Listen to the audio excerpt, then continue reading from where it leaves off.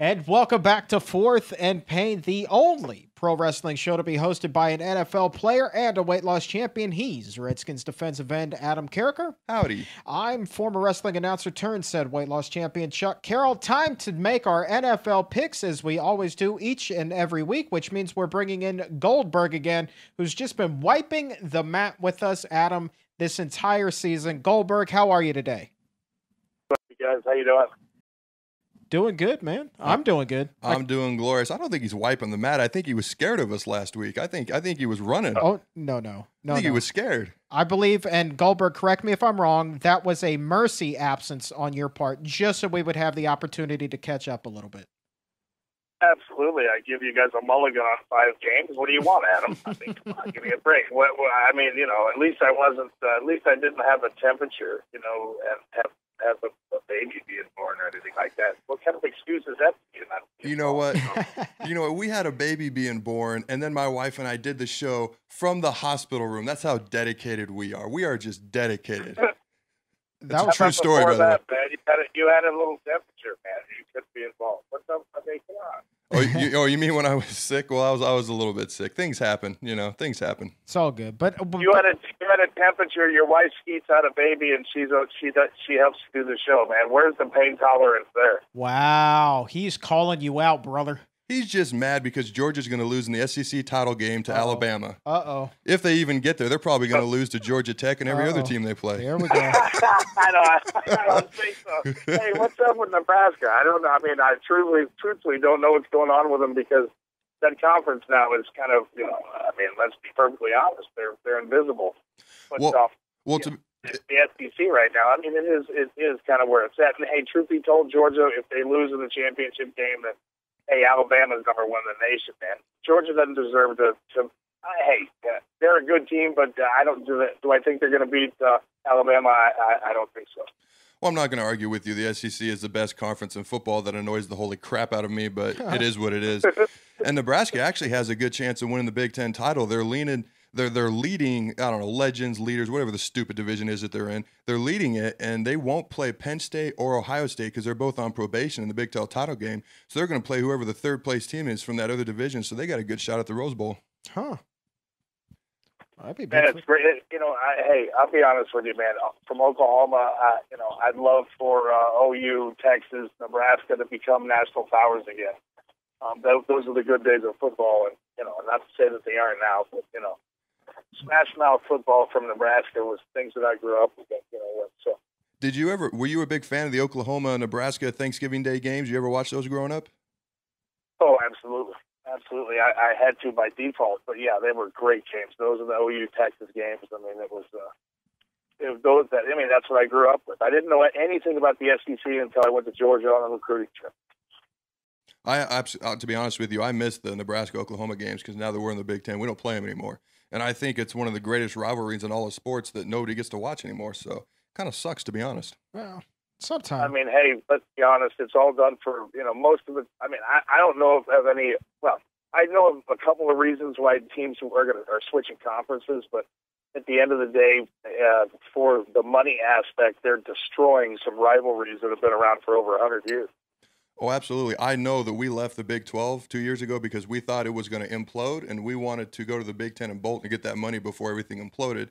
Now it looks like the Big 12 is going to hang on, but we left for that money. I'll admit it. It's okay. Well, the only school that matters is the school that generates revenue hand over fist, and that is the Notre Dame Fighting Irish. You guys have just become relevant for the first time in 2 decades. Be quiet. And we're cocky about it, my friend. You barely beat. Hey, I'm happy about that. Hey, the reality is I'm happy about that, too. With them coming back, I mean, that's awesome. It's good to see them coming back.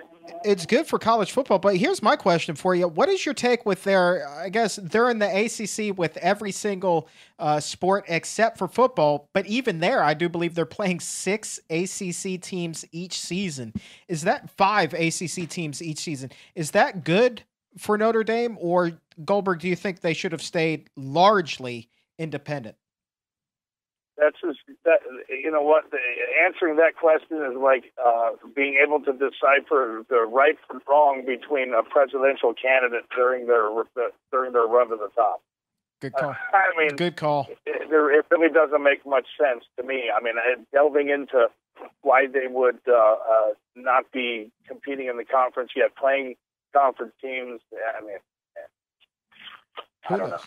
I truthfully don't know. I mean, I think every other sport is in the ACC, so they're getting the benefit of being in the conference, except for the one sport they don't want to be in, so they can get the national recruiting, that NBC deal. So they're having their cake and they're eating it too. And I'm actually glad. They shouldn't be able to do that. Well, they shouldn't be able to do. That's what I'm saying. That's part of what makes me mad. But I'm actually glad they're good again. I miss the old powers. Nebraska obviously, but Notre Dame. I wish Miami would be good. Consistently. So I miss those old powers as well. There's something to be said for the classics, but let's turn our attention to the program now here on Fourth and Pain. Let's pick some of this week's NFL games. Goldberg, since you've had a week off, we're going to lead off with you. San Diego Chargers, Norv Turner coaching for his life each and every week. Does it last week, gets the victory in what some were calling a must-win game. Well, this week they travel all the way east. They're taking on a suddenly decent Tampa Bay Buccaneers team. Chargers at Buccaneers. Goldberg, how do you see this one? So you open up by putting me on the spot. I do, because I'm a nice guy like that. Welcome back. Adam, was this your doing, or it was because of the ribbing on your little temperature thing, right? Hey, you know what? Chuck is the boss on this show. He tells me everything. I just show up. Come on now. You're pulling the strings. You want me to go? I'm gonna go. I'm gonna go Chargers, just because I continue to live in this county, and at the end of the day, I love Norv to death.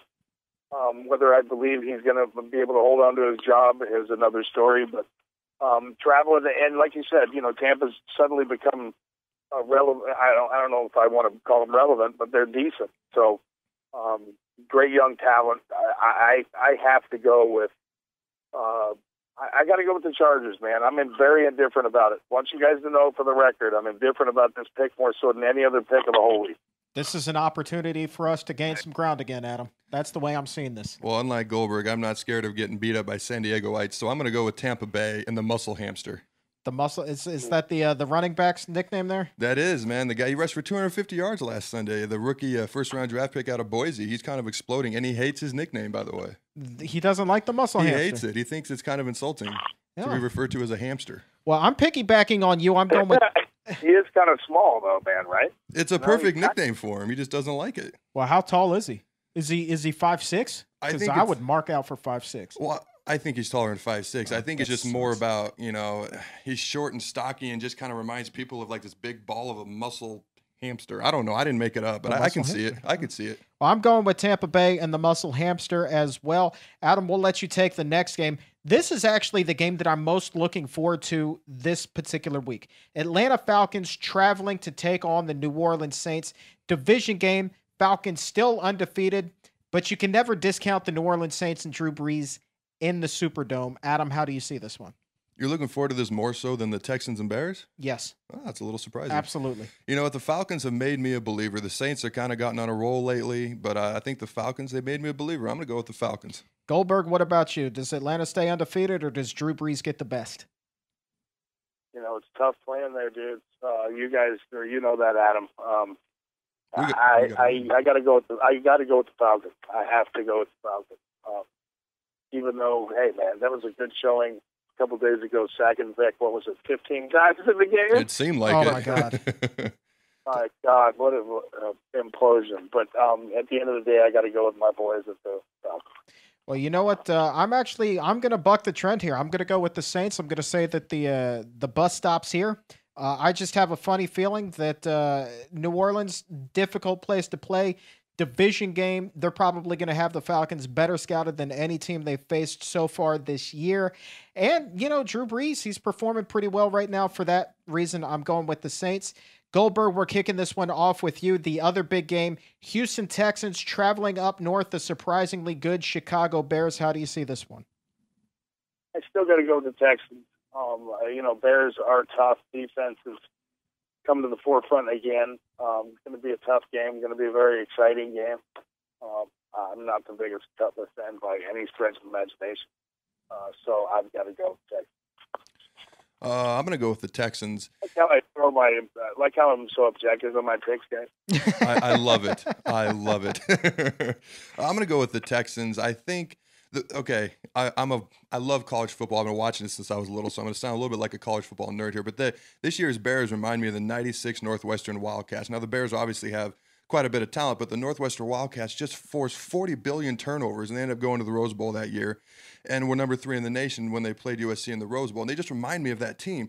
But as soon as they got to the Rose Bowl and the turnovers stopped, all of a sudden they couldn't do a whole lot. So I'm thinking the Texans aren't going to turn the ball over a million times. The Bears defense isn't going to score like 3 touchdowns, and the Texans are going to pull out the victory. I agree, and I like each of your reasons. Adam, yours seem to make a whole lot of sense to me. And plus, granted, this was a long time ago, but having a chance to watch the Bears pretty closely because of a, quote, preseason game, which is meaningless, I just don't think that they're going to be able to have anything for the Texans. Texans pretty good. They're actually my AFC pick to go to the Super Bowl, but we'll get to that on another day. Not a bad pick. Dallas Cowboys. For the record, guys, Adam, you've had way too much time on your hands as of late. You're becoming a plethora of knowledge when it comes to this is true.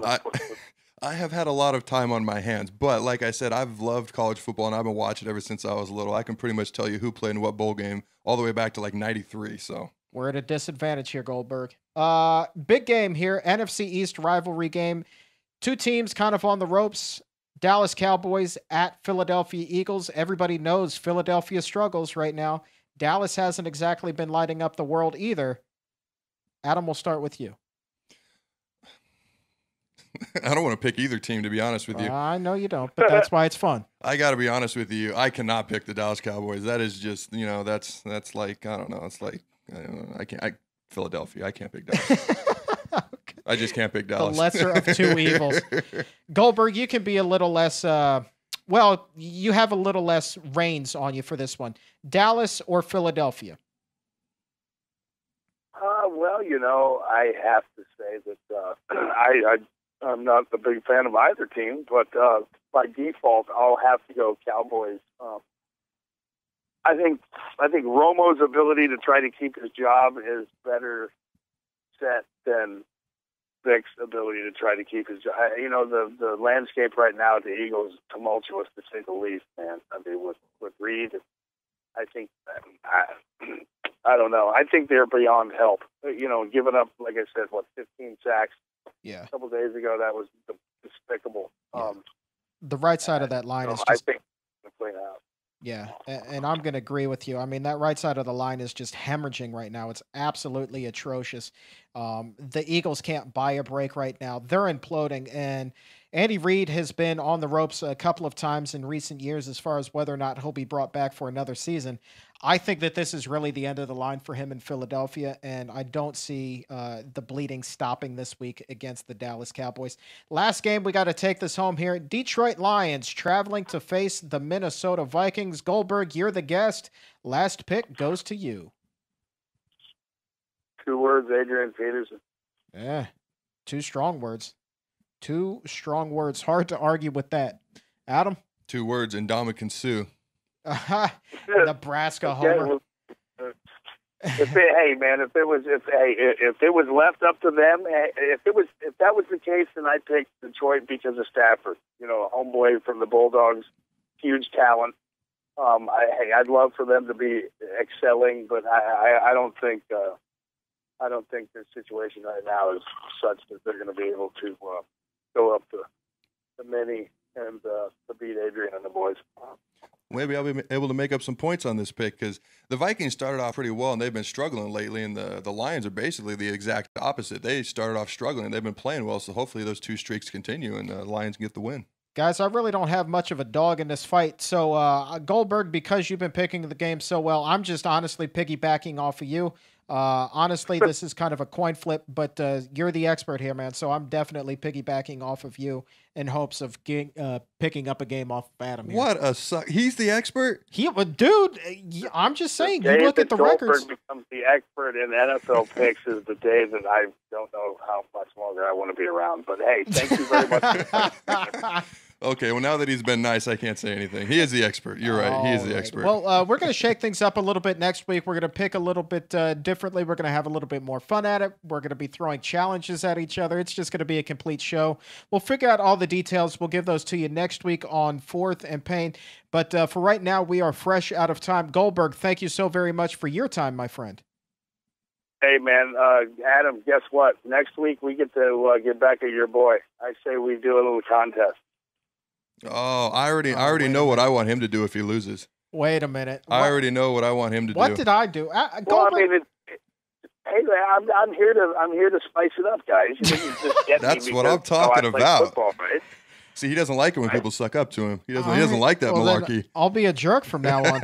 Good Lord. All right, so I've got that to look forward to. I like it. I like it. I'll let you. We'll set it up. We'll set it to look forward to, and we'll set it up next week on the show. Sounds good. Sounds good. I'm a big fan of this. I'm dreading the moment. So I'm excited. On that note, thank you so very much for believing in our weirdness. I'm Chuck Carroll.